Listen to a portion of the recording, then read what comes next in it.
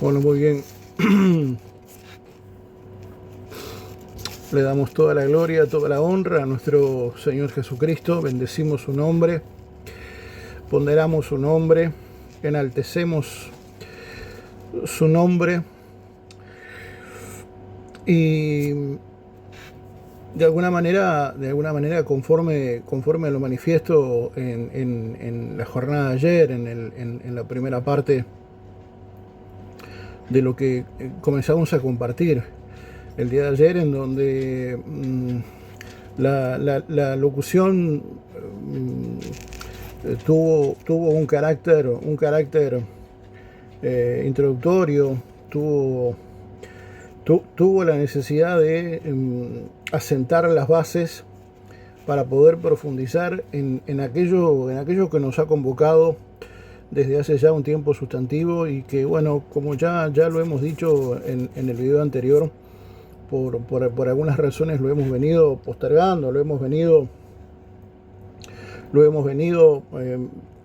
a ver, mal que me pese, deteniendo en el tiempo.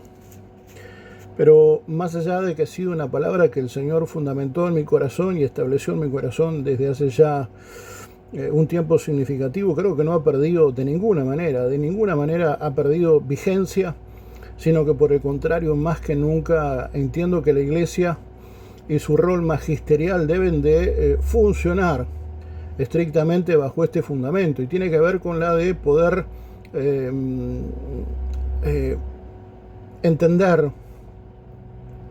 de que una de las funciones, una de las misiones que nuestro Señor Yahushua vino a establecer aquí en la tierra era un sistema de gobierno. Cuando Jesucristo es inquirido allí por el rey Herodes, él le pregunta, yo creo que de una manera genuina, sin mayor animosidad, sino más bien conmovido por un profundo desconcierto, porque la respuesta de la religión de turno y el escándalo público y el escarnio público del cual había sido víctima nuestro Señor Jesucristo, bueno, pocas veces seguramente Herodes había tenido que presenciar ese tipo de violencia ante la aparente insignificancia e irrelevancia de una sola persona. Sin embargo, yo creo que motivado por un desconcierto absoluto, le dice, bueno, pero escúchame, parafraseando, ¿verdad? Pero escúchame, ¿por qué tu propio pueblo te trae ante mí para violentar tu cuerpo, por no decir que lo que me están pidiendo es lisa y llanamente que te mate? ¿Cuál es la razón?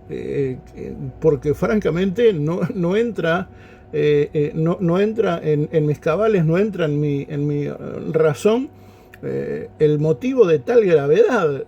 No sé, pero ¿qué mataste al sumo sacerdote? ¿Qué fue lo que hiciste de tamaña envergadura para que tu propio pueblo y toda la casta religiosa hoy esté a los gritos pelados delante de mi palacio, poco menos que con pancartas, hostigándome mediante el tumulto para que lisa y llanamente te mate?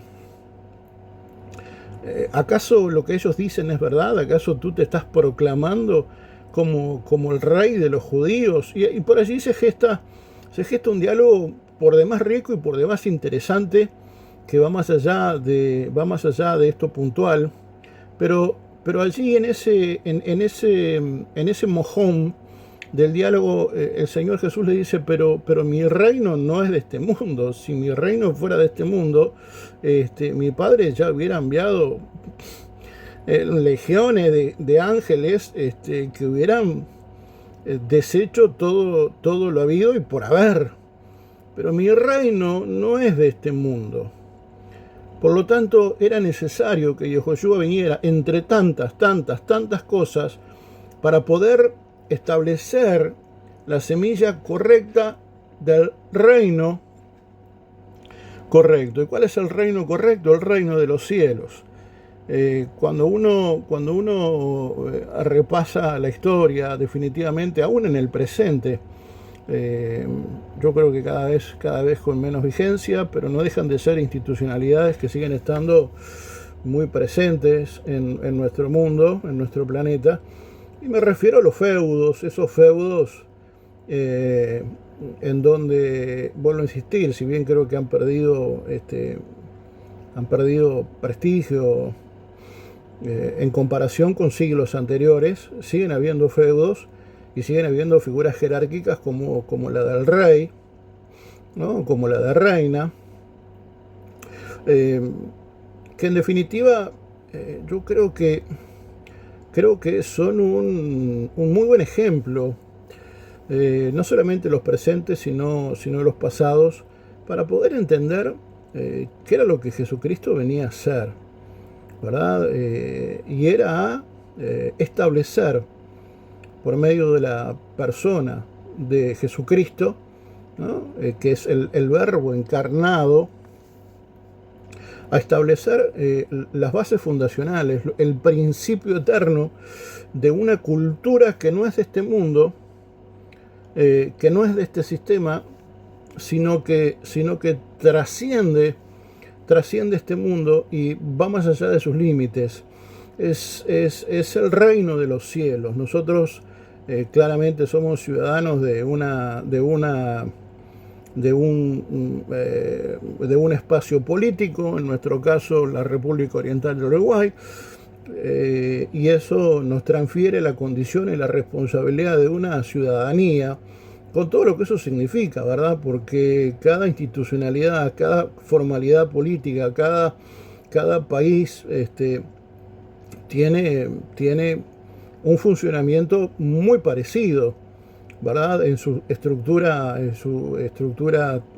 tal vez más genérica, una estructura jerárquica, una estructura administrativa, una estructura política, en donde claramente lo que se intenta es establecer los condicionales que hacen a la particularidad de ser ciudadano de esa formalidad política, de esa institucionalidad política, de ese país, en nuestro caso llamado la República Oriental de Uruguay. Claramente nosotros cuando nos sometemos, como corresponde a la legislación de este país, o cuando nacemos, mejor dicho, en esta orientalidad, comenzamos a ser regidos por una cuestión de nacimiento. Por eso cuando Nicodemo se le acerca a Jesús, le dice: te es necesario nacer de nuevo. Y eso es lo que la iglesia tiene que, para empezar a ser concebida como iglesia de Jesucristo, tiene que hacer, y es nacer de nuevo. Porque nosotros nacimos por naturaleza en una estructura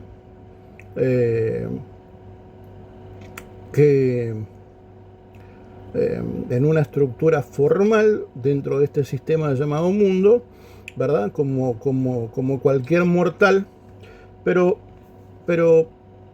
es necesario poder interpretar, por no decir de manera clara y contundente, que si asumimos que una de las responsabilidades que nuestro Mesías vino a establecer en este planeta, y es un sistema de gobierno distinto, es una legislatura distinta, es una legalidad, es una pertenencia, es una responsabilidad paralela y superior a la ciudadanía de turno. Uno tiene que entender que así como uno es regido por un sistema de gobierno en función del espacio geográfico y político en el cual nació, bueno, lo mismo sucede con el reino de los cielos, porque para eso vino, entre tantas cosas, nuestro Mesías, a establecer una ciudadanía que no es de este mundo, no la vamos a encontrar en este mundo, porque lisa y llanamente nosotros somos el resultado de una voluntad divina, somos el resultado de una comunión divina, y más allá de que algunos sigan pregonando con enorme esfuerzo y con un gran énfasis en sus maravillosas teorías de cómo llegamos a este lugar, ya desde una mirada mucho más científica, ¿no? Siguen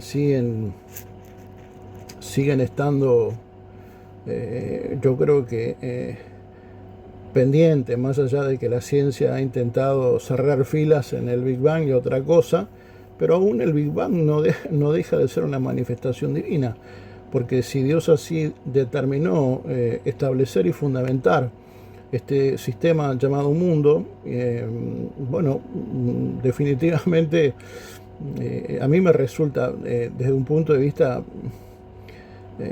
tal vez estoy siendo demasiado simple en mi razonamiento, pero a mí me resulta, francamente, hasta crítico, bastante crítico, el poder llegar a concluir que nosotros somos el resultado de una excluyentemente evolución, sino que cuando uno mira la maravillosa virtud que nos ha concebido como seres humanos, con toda la riqueza que Dios nos ha dado, que no pasa necesariamente por lo económico, lo financiero, sino lo intelectual. Bueno, uno tiene que uno ya me parece que por una cuestión hasta de sentido común no puede dejar de reconocer de que hay una voluntad divina detrás de nuestra existencia, porque solamente algo absolutamente divino y con un nivel de riqueza superlativa puede llegar a concebir una humanidad tan rica, tan desarrollada, más allá de que a veces tenemos actos bastante execrables, ¿no? Como la verdad que a veces como seres humanos, por así un dicho que dice que, bueno, mientras más conozco al ser humano, más quiero a mi perro. Y bueno, a veces sí, hay personas que cuando uno los mira realmente uno condiciona, uno puede llegar a condicionar y hasta dudar su condición de mortal, porque sus propios actos hablan por sí mismos, y lejos de responder como un ser humano medianamente normal, responden como verdaderamente un animal, como alguien fuera absolutamente de sus cabales. Por lo tanto, poder entender que nacer de nuevo es una responsabilidad que hace al génesis de nuestra institucionalidad como Iglesia de Jesucristo. Vuelvo a insistir, me parece maravilloso ese diálogo entre Nicodemo y Yehoshua, en donde yo repito, porque yo no dejo de maravillarme de cómo el Señor, con frases muy puntuales, ¿no? Y de allí las parábolas también, como de ejemplos tan aparentemente triviales, ¿verdad? Porque de una manzana, del sol, del trigo, de una higuera, de las piedras, de los espinos, Señor deja establecido principios de una envergadura y de una sapiencia que francamente no hacen más que resaltar aún más la figura de nuestro Señor Jesucristo. Nacer de nuevo es una responsabilidad que la Iglesia necesita hacer, ¿verdad? Nicodemo le dice, bueno, ¿qué tengo que hacer para poder ver el reino de los cielos. Bueno, Nicodemo, te es necesario nacer de nuevo. Eh, por lo tanto, creo que buena parte de nuestra responsabilidad magisterial pasa por enseñar o pregonar la necesidad de nacer de nuevo en todos los aspectos de nuestra vida, pero principalmente me parece que es de los más importantes, es la de entender que tenemos una ciudadanía y la responsabilidad de pertenencia y la responsabilidad mandatada por nuestra propia ciudadanía de cumplir a cabalidad con las reglas que hacen a nuestra ciudadanía, en este caso como uruguayos, pero hay un mandato, yo creo que aún mayor, y la Iglesia necesita entender eso, que hay un mandato aún mayor que tiene que ver con la pertenencia a un sistema de gobierno que no es de este mundo, un sistema de gobierno que va más allá de todo sistema político, de toda jerarquía humana, de toda estructura humana, de toda filosofía humana, de todo paradigma humano. Tiene que ver con el reino de los cielos, con toda la diversidad que eso implica. Pero yo me temo que buena parte de la Iglesia todavía no ha entendido cómo moverse en esta ciudadanía, en esta legalidad llamada reino de los cielos. No en vano, ayer comenzamos diciendo y haciendo un énfasis muy especial en ese mojón de la vida de Yehoshua y de sus discípulos, cuando luego de haber padecido todo lo que padeció, allí en el libro de Hechos, estuvimos repasando el día de ayer, dice que él se apareció 40 días, ¿verdad? Primero dando evidencia, ¿no? Pruebas indubitables, dicen muchas de las versiones hispanoamericanas, latinas en español, y de que él estuvo 40 días hablando y enseñando acerca del reino de los cielos. No estuvo hablando acerca de, el Estado de Israel, porque el Estado de Israel es contemporáneo. No estaba hablando de ninguna ciudadanía de aquel entonces, de aquella región, de aquel espacio geográfico, sino que estaba hablando y estaba estableciendo verdades eternas y principios eternos. Yo creo que a sabiendas de que su propio pueblo seguía teniendo una visión demasiado humanista, demasiado humana, porque en ese mismo relato nos encontramos con que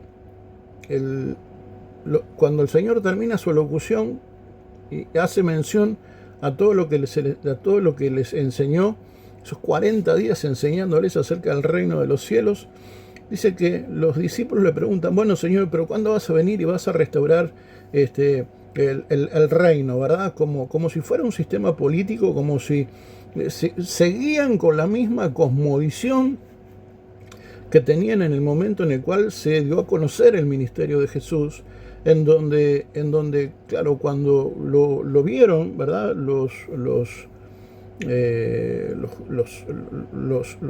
hebreos, los judíos, bueno, más allá de que judío es una religión, cuando lo vio el pueblo en general y vio las maravillas, los prodigios, las señales, las respuestas y las capacidades intelectuales de un hombre sobresaliente, definitivamente, ellos comenzaron a concebirlo como su Mesías, pero con una concepción equivocada, pensando que él venía a ser embestido formalmente, como pasa en cualquier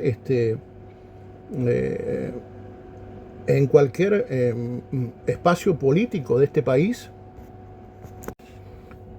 Y evidentemente no era eso lo que el Señor Jesucristo tenía pensado. En ningún momento, en ningún momento nuestro Señor Jesucristo vino a este mundo para ser embestido como es embestido cualquier figura política, cualquier miembro de la realeza, más allá de que Él es el Rey de Reyes y el Señor de Señores. Él no vino a ser embestido de la manera en que son embestidos las autoridades de cualquier institucionalidad de cualquier parte del mundo. Él no vino a ser revestido de tal autoridad, porque su autoridad no es de este mundo, va mucho más allá de este mundo. La autoridad y el reino que nuestro Mesías vino a establecer no podía ser limitado por ningún espacio geográfico, ninguna filosofía, ningún dogma humano, sino que lo que el Señor vino a establecer era un sistema de gobierno, el sistema de gobierno del reino de los cielos. Definitivamente el pueblo no había entendido en su concepción errónea de gobierno, no habían entendido todavía de a qué había venido Jesús. Pero el hecho de no haber entendido a qué había venido Jesús, a mí me da a entender de que tampoco habían entendido quién era Jesús. Porque la mayoría de nosotros tenemos la correcta concepción de que es el Hijo de Dios, ¿verdad? Es el Verbo encarnado. Es aquel que hoy está sentado a la diestra del Padre, abogando por nosotros, dando testimonio de nosotros. Cualquier persona, aún en su condición más básica, desde el punto de vista intelectual, aquellos que hayamos pasado, así sea por una muy magra o básica escuelita dominical, tenemos esa concepción de Mashiach, esa concepción de Jesucristo, pero yo creo que no a veces no somos lo suficientemente amplios, no somos lo suficientemente claros a la hora de poder entender y por lo tanto concebir y por lo tanto enseñar que la figura de nuestro Señor Jesucristo, si bien vino a este plano, vino a esta dimensión, a este sistema llamado mundo, no es de este mundo. Por lo tanto, las cosas que el Señor Jesucristo vino a establecer van mucho más allá de cualquier concepción humana, de cualquier voluntad humana, sino que tiene claramente una íntima relación con lo divino. Y si yo no me conecto con lo divino, difícilmente voy a tener una definición más certera de la divinidad de Cristo, más allá de su condición de mortal. Usted dirá, bueno, varón, pero es importante esto. Bueno, yo creo que sí, a partir de lo que estamos repasando, y me refiero al hecho de que cada vez que los discípulos o el pueblo en general veía a la persona humana de Jesucristo, al ser humano llamado Jesucristo, toda su cosmovisión, toda su teología y todos sus fundamentos pasaban por fundamentos humanos, por estructuras humanas, por filosofías humanas, desconociendo de que más allá de que Jesucristo es el Verbo hecho carne, o sea, él fue humano, él caminó en este planeta, no dejó de ser y de representar un sistema divino, una divinidad que forma parte de nuestra naturaleza y en la que nosotros debemos también de habitar, porque así como hay en nosotros, obviamente, una naturaleza humana, porque eso es lo que somos, seres humanos, no dejamos de ser parte y no dejamos de convivir, ¿verdad?, con aristas que tienen su resonancia en el plano espiritual y por tanto en lo divino y en lo eterno. Lo cual debería de darnos una trascendencia aún mayor y debería de darle a Cristo una trascendencia aún mayor, porque Él dejó la divinidad, Él dejó la eternidad para venir a este plano temporal llamado mundo, tierra, para establecer un sistema que va a trascender aún el propio mundo y aún a la propia tierra. Por lo tanto,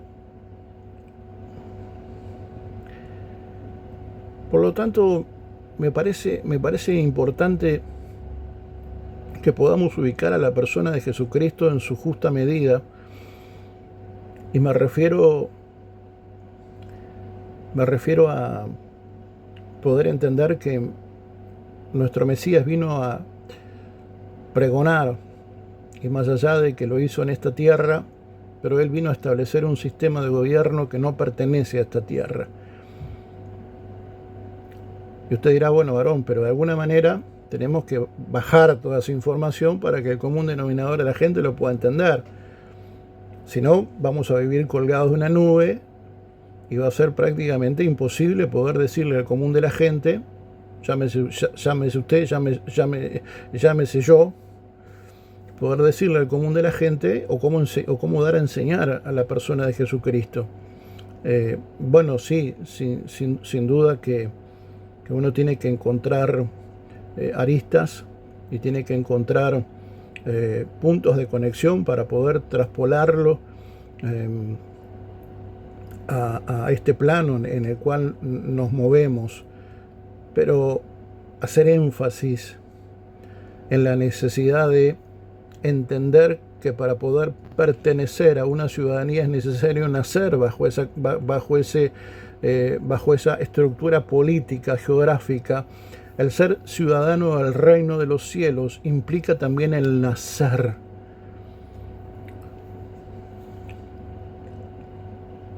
En una espiritualidad de la que creo que tenemos que hacer mayor énfasis, porque es el mayor punto de conexión para poder asimilar el cielo con la tierra, para poder entender que la única manera de vivir en una dimensión de gobierno del reino de los cielos, en este sistema llamado mundo, es naciendo de nuevo, y eso es renovando sistemáticamente el espíritu de mi mente, es entendiendo de que cuando el Padre llama a Abraham desde Ur de los Caldeos, le dice: Abraham, es necesario que salgas de tu tierra, que salgas de tu parentela y que salgas de la casa de tu padre. Es importante que la Iglesia de Jesucristo pueda pregonar que para poder nacer de nuevo es necesario no solamente a veces tomar distancia de mi entorno más básico, de mi cultura más básica, de mis afectos más básicos, sino salir de mi zona de comodidad, de mi zona de confort, salir de mis limitaciones mentales, salir de mis paradigmas mentales, salir de mi vana filosofía, salir de mis costumbres, salir de mi cultura. Porque en determinado momento el Señor le dice a Abraham: apártate de la casa de tu padre. Lo que le estaba diciendo es: apártate.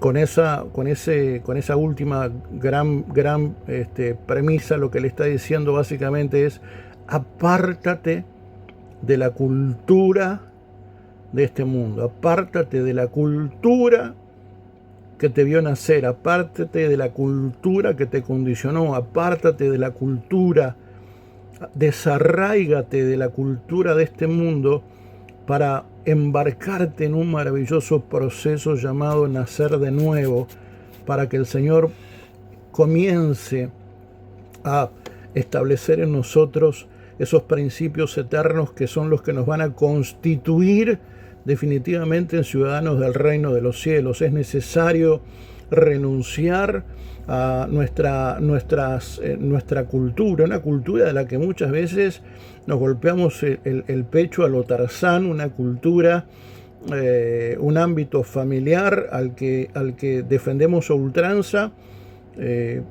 sin dejar de entender de que uno no está denigrando ni menoscabando nada, pero definitivamente uno tiene a veces, o muchas veces, por no decir siempre, que pedir perdón, que arrepentirse, no solamente por sus errores propios, sino que muchas veces es necesario renunciar y arrepentirse de hechos que van más allá de nosotros, que nos trascienden a nosotros, porque no venimos de un repollo, porque no somos el resultado de una vana casuística, ¿sí? de una eventualidad, de un acto mágico, sino que somos el resultado, más allá de un óvulo y de un esperma, somos el resultado también de una cultura, y esa cultura nos ha venido permeando, nos ha venido marcando, nos ha venido formando y nos ha venido construyendo. Y el problema es que muchas veces esa cultura que nos ha permeado por razones obvias, uno necesita nacer de nuevo, uno necesita renunciar, porque definitivamente esa forma de vivir no es funcional, no condice con la carta magna que el Señor dejó establecido. Y muchas veces nosotros, nos apartamos, parafraseando una vez más el ejemplo de Abraham, nos apartamos de nuestra tierra, de nuestra parentela, pero no nos terminamos de apartar de la casa de nuestro Padre, no nos terminamos de apartar de nuestra cultura, seguimos abrazados, ¿verdad?, a nuestros paradigmas, a nuestros lamentos, a nuestros sufrimientos, a nuestros condicionantes físicos, mentales, espirituales, financieros, en todos los ámbitos de la vida. Por eso, para poder entrar en una dimensión de reino, para poder ser ciudadano del reino de los cielos, es necesario nacer del agua y del espíritu, es necesario nacer de nuevo, es necesario ir peregrinando por este mundo, entendiendo de que cada día tiene su propio afán y cada uno de esos afanes tiene que ver con la de ser escrutados por el Espíritu de Dios para que Él nos diga qué es lo correcto, cuál es la vana manera de vivir y cuál es la correcta forma de vivir, para que todos los días el Señor en ese pizarrón, que bendito sea el Eterno, nos pone delante, nos permita ir transformando en ciudadano del reino de los cielos. De más está decir que una de las premisas absolutamente más necesarias para poder ser funcional y ser reconocido como ciudadano del reino de los cielos es entender, y eso implica el aceptar de que para poder entrar en esa dimensión llamada reino de los cielos, yo necesito entender de que todo reino tiene un rey y que ese rey se llama Jesucristo, y Él es mi Mesías, Él es mi Señor, Él es mi Señor, Él es mi Salvador. Él es el único intermediario entre Dios y los hombres, el único. Por lo tanto, es una lucha muy desigual, porque a veces arrancamos con 10, a veces con 20, a veces con 30, a veces con 40, a veces con 50 años de una cultura que nos va cincelando todos los días, y que uno la termina aceptando como la correcta, la válida, la única y la necesaria, y hasta la defendemos a ultranza, como casi que religiosamente, porque somos orgullosamente uruguayos, ni que eso fuera una virtud en sí misma. Lo que hay son buenos ciudadanos y hay ciudadanos reprobables. Eso pasa en todos los ámbitos de la vida y en toda ciudadanía de la vida. Ahora, uno claramente tiene que, bajo esa misma premisa, esforzarse, ser sensible a la voz del Espíritu, para que sea el Espíritu el que nos guíe a toda verdad. ¿Por qué creen ustedes que el propio Señor Jesús le dice a sus discípulos: miren muchachos, es necesario? Esa palabra necesario para mí es muy fuerte. Es muy fuerte. Ustedes toman conciencia de lo que Yehoshua está diciendo en ese momento, ¿no? Es necesario que yo me vaya. Es necesario que yo no esté más. Es necesario que yo desaparezca. Claro, en la dimensión y de la forma en la que él estaba siendo representado, en la que él estaba manifestándose, ¿no? Es necesario que yo me vaya. Si será importante lo que el Señor va a decir a continuación, y si será importante lo que iba a venir después, para que el propio Mesías diga como preámbulo: es necesario que yo me vaya. A ver, una cosa es que Marcelo diga: bueno, muchachos, es necesario que yo me vaya. Bueno, a ver, Marcelo, hay 14 millones, es lo mismo. Es lo mismo. Claramente, para mi familia entiendo que no, pero en general es lo mismo, ¿no? Que venga un Juan de los Palotes que diga: ¿es necesario que yo me vaya? Bueno, está bien. Debe haber 14 millones más de Juan de los Palotes. Con todo respeto a Juan de los Palotes. Pero que Jesucristo diga: es necesario que yo me vaya, a mí me parece de una relevancia. Y yo tengo que abrir los ojos de una manera distinta a lo que el Señor va a decir, porque lo que va a decir está íntimamente ligado a la razón por la cual Él dice que es necesario que Él se tenga que ir. Y lo altamente relevante es que para que Él se vaya, es para poder, ¿cómo decirlo? Para poder representar y manifestar de una manera sólida esa ciudadanía, es claramente necesaria la influencia, la idoneidad del Espíritu Santo. Porque nuestra lucha no es contra carne ni sangre.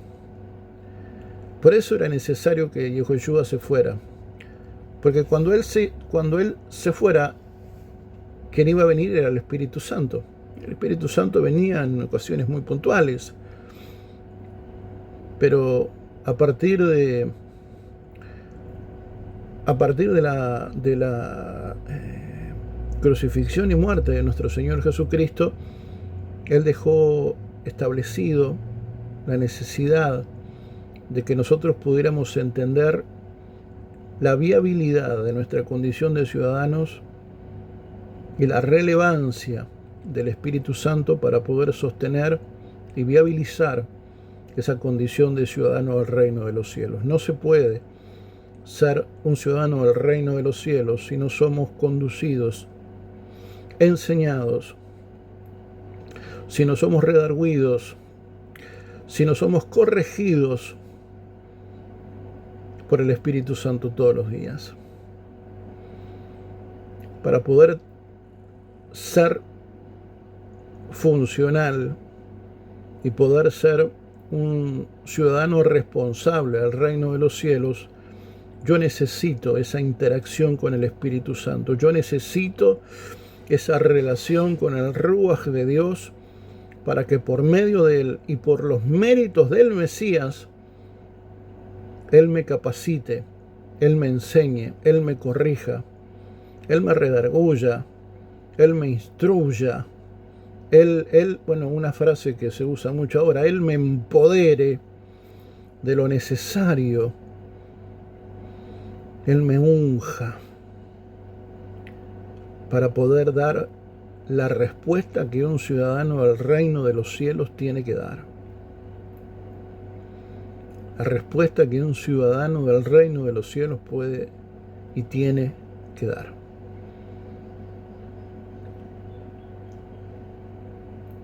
¿Por qué digo esto? Porque en un continente que adolece de una orfandad tan grande, en un mundo que adolece de una orfandad tan grande, es necesario poder entender que hay una ciudadanía que nos corresponde. Hay un sistema jurídico, hay un sistema notarial, hay un sistema político, hay un sistema de gobierno que está íntimamente ligada con nuestra condición de cristiano. Y esa condición de cristiano no puede ser revestida de tal, yo no puedo vestirme de esa condición si no vivo en la cultura que hace a esa relación. Porque yo no puedo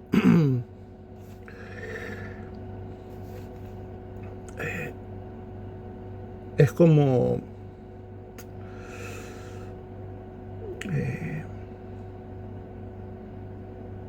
querer vivir en este país con las normas jurídicas, con los reglamentos, con los estatutos de otro país. Y hay muchas cosas que no las vamos a entender, y para ser práctico y pragmático la vamos a pasar mal. La vamos a pasar mal. ¿Por qué? Bueno, porque somos ciudadanos en tierra ajena. Y estamos queriendo manifestar una ciudadanía en un lugar que no es el nuestro. Y hoy hay mucho cristiano que no manifiesta ciudadanía, que se siente incompleto, que no se siente pleno, que la religión le da lo mismo, porque Cristo no vino a establecer una religión, sino una ciudadanía. Hoy hay mucho cristiano que más allá de que va a la iglesia no se siente pleno, más allá de que va lunes, miércoles, viernes, está bien, se siente tal vez contenido, se siente mimado, y comenzó a desarrollar un sentido de pertenencia. Me parece bárbaro, me parece necesario, pero me parece insuficiente, porque yo no voy a una iglesia a que me mimen, a desarrollar pertenencia, a sentirme especial, sino que yo voy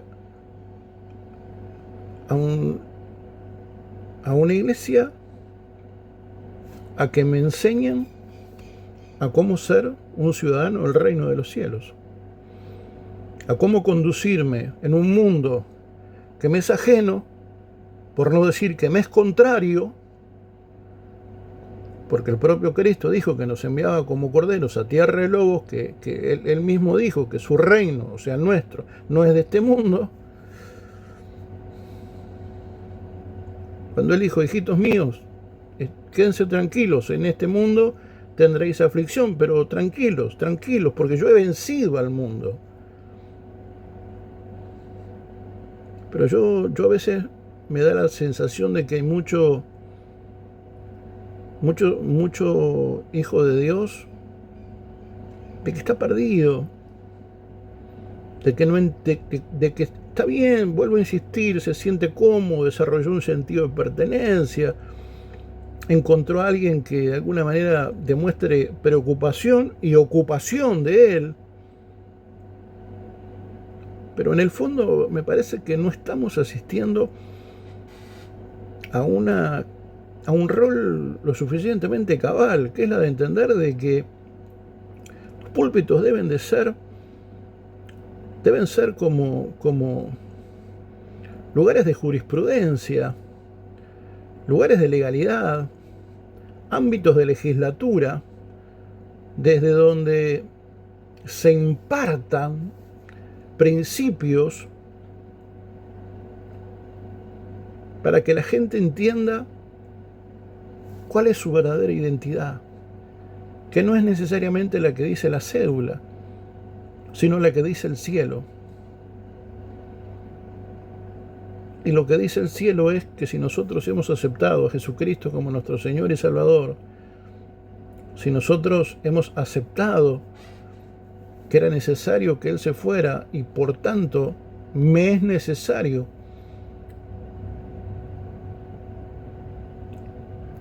tener por idoneidad al Espíritu Santo, responder al Espíritu Santo, cuidar al Espíritu Santo, para que Él vaya cincelando cada vez más el carácter de Cristo en mí, para de esa manera transformarme en un correcto ciudadano del reino de los cielos. Porque yo vuelvo a insistir, yo a veces veo que hay algunas, yo no sé, capaz que en todos, ¿no? Los países en donde, bueno, se reconoce a determinados ciudadanos y se les atribuye una connotación de ciudadano ilustre. Bueno, yo no sé si en el reino de los cielos hay un ciudadano, si hay, digamos, una notoriedad de ese tipo, un galardón de ese tipo. Yo creo que el galardón en sí mismo es la de ser parte de, ¿no? Yo no sé si, vuelvo a insistir, en el reino de los cielos hay un galardón de ciudadano ilustre, porque para mí la mejor manera de representar a Cristo es entendiendo de que hay dos formas de vivir, ¿no? Una ciudadanía, y eso es o de manera correcta o de manera incorrecta. Es entendiendo cómo vivir al reino de los cielos en un sistema que me es no solamente adverso, sino directamente contrario, en donde a lo bueno llaman malo y a lo malo llaman bueno. Y para mí es muy importante, porque yo vuelvo a insistir, hay mucha gente que aunque asiste, pertenece, a veces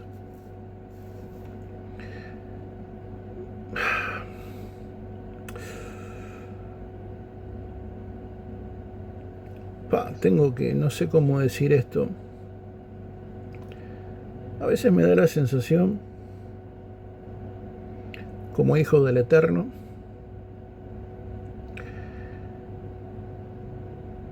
que nos conformamos con ser parte de una denominación sin entender que más importante que eso es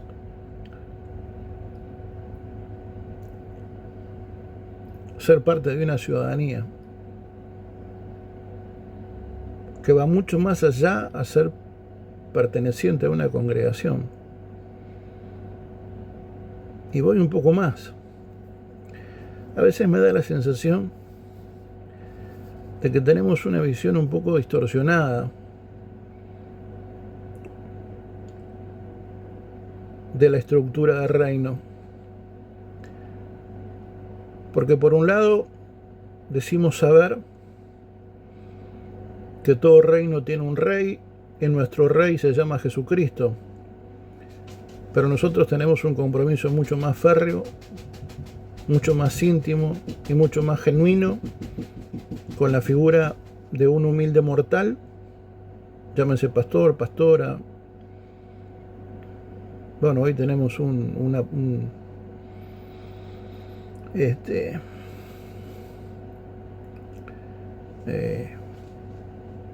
necesidad de ser embestido apóstol, no sé, me parece que excesiva. Y tenemos un compromiso mucho mayor y tenemos una casi que idolatría hacia la figura pastoral o la figura de autoridad humana de turno, mucho más allá de la que debemos de tener para con el genuino rey del reino al que decimos pertenecer. Entonces yo a veces me pregunto si realmente estamos siendo funcionales y si desde la plataforma de turno, desde ese lugar de jurisprudencia, desde ese lugar donde ejercer legislatura, desde ese lugar donde manifestar autoridad, desde donde enseñar principios jurídicos, o púlpitos, como quieras, estamos enseñando a ser miembros de una denominación o edificando verdaderos ciudadanos del reino de los cielos.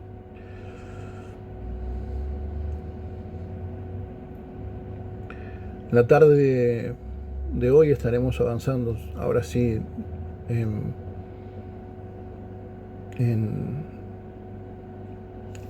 algo que teníamos previsto hacer hoy en esta instancia, que era la de hacer un recorrido por el libro de Apocalipsis, el capítulo 2, versículo 12 en adelante, que es cuando el ángel escribe una carta, ¿verdad?, al pastor, llamémosle así, al tutor de la iglesia de Pérgamo, ¿no? Una iglesia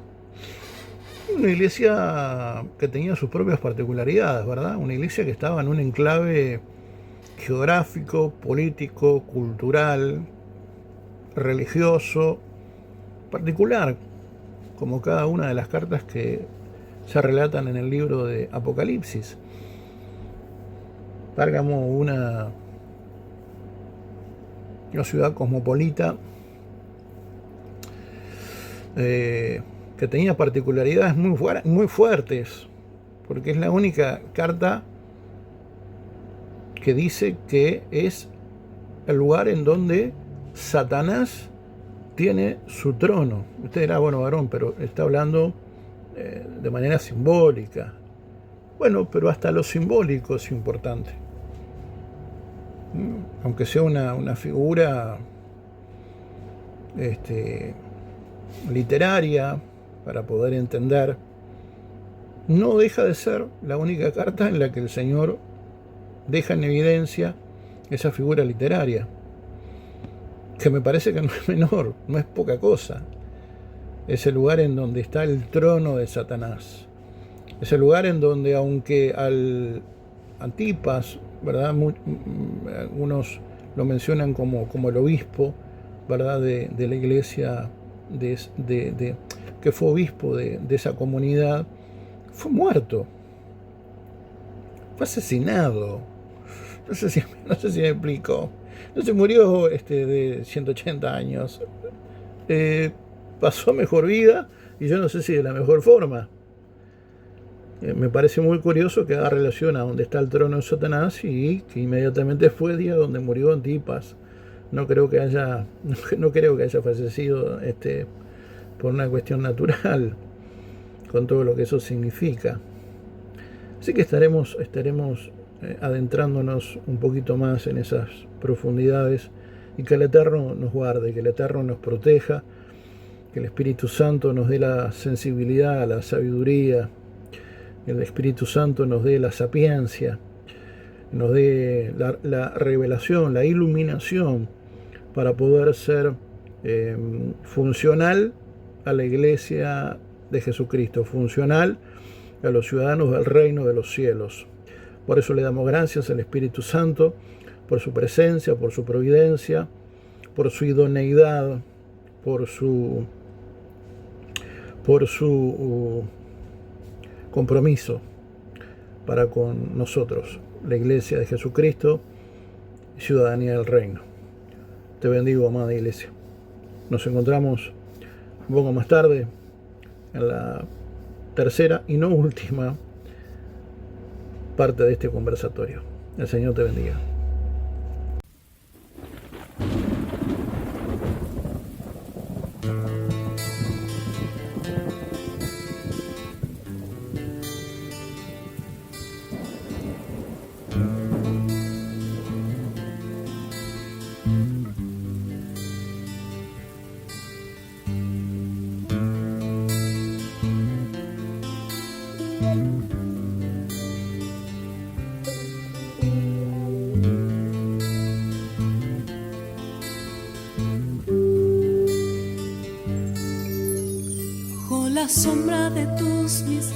misterios, bajo la luz de tus pensamientos, mi vida corre buscándote. Bajo la sombra de tus misterios, bajo la luz de tus pensamientos, mi vida corre buscándote.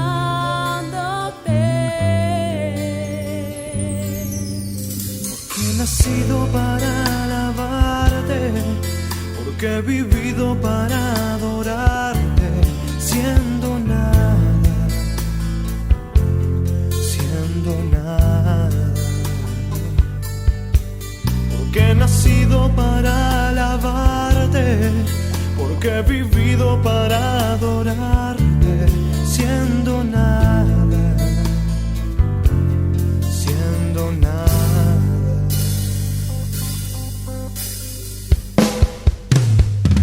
Dios, muestra tu gloria, muestra tu gracia, tu fuego y tu poder. Dios, muestra tu gloria, muestra tu gracia, tu fuego y tu poder.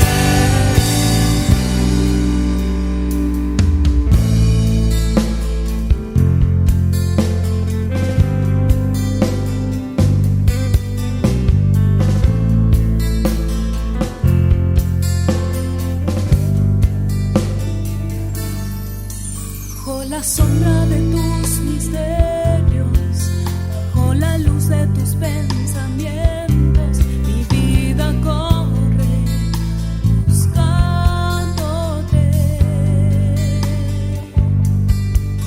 Bajo la sombra de tus misterios, bajo la luz de tus pensamientos, mi vida corre buscándote.